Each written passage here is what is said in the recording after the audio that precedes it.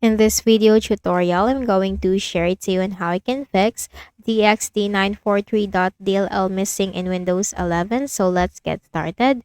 The first thing that we need to do is to check for our system type. So go to the Windows search bar and type system info. Click on it under the best match. Take note of your system type and then open a browser. Simply search for Visual C++ or Distributable and hit enter. Click on the first option. Scroll down and you have to click the option that is depending or the download link that is corresponding to your system type. And then click on the folder icon.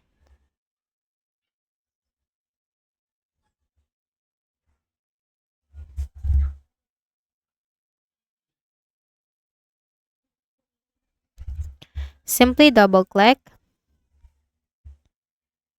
Click on I agree to the license terms and conditions and click on install. Simply install it, the latest Visual C++ on your Windows 11. Now once done, just simply right click at the start button, shut down or sign out and restart your Windows. Then go to the Windows search bar and type CMD. Click run as administrator. Type sfc space / scan now. Scan now is just one word and there is no space in between and hit enter. The system scan will begin, so simply wait for the process to be 100% completed. Okay, in my case, I have a pending repair from here, so just simply run the SFC scan in your Windows. Then also consider to update your Windows. Click on the start button and go to settings. From the list of options on the left pane, click on Windows Update. And simply click the button right here to download and install the latest updates for your Windows.